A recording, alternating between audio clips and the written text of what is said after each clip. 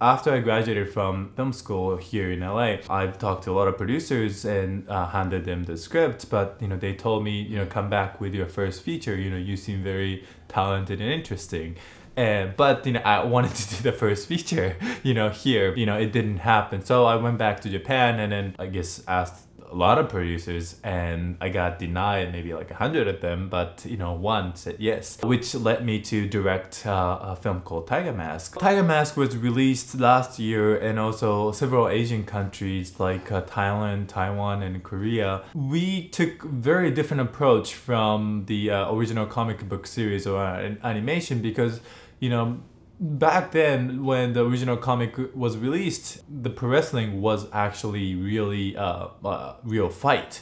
We kind of like use different approach, making the protagonist as kind of superhero character. I guess we did as much as possible to kind of adapt kind of 60s comic book series into modern Japanese and international audience. Well, the Uzumasa Limelight focuses on this, I guess, aged film extra who specialized to be killed in samurai movies.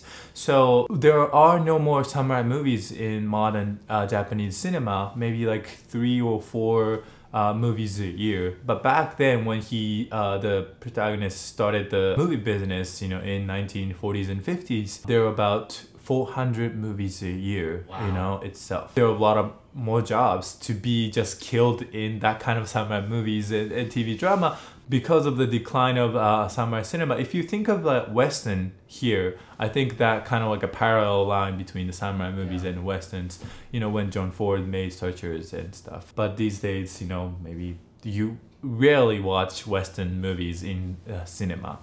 So I guess it is, the movie is about passing on your skills to the next generation, and it's also about a leading actress who's kind of like rising star. So it's kind of like $1 Million Baby or Chaplin's Limelight. We kind of had an homage to. The writer of this film is chairman of Chaplin's association in Japan. So like we got blessing from Chaplin's family, and also a blessing from the lead actress Claire Broom in Limelight. Well, to me, the theme of the film is finding home, and a lot of my movies are always about finding home because I was born and raised in Tokyo and then grew up pretty much in Japan, and then after I graduated from high school, I came here. So I spent like good years here in America, but they still treat me as Japanese. But when I go back to Japan, they treat me like kind of like a Japanese American,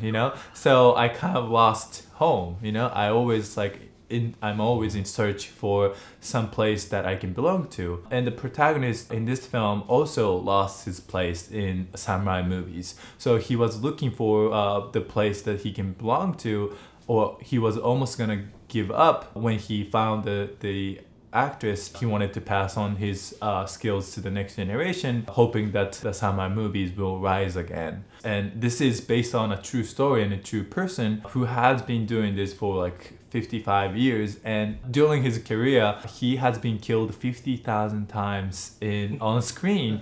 So if you do the math, it's like 3 times a day. I am working on my first studio film in Japan. It's called Ninja the Monster. It is a samurai film back in Edo period, like 1700. The ninja has to protect the princess on the way to go to Edo. So it's a road movie. And on the way to go to Edo, there are some monsters in the mountains. They were considered God.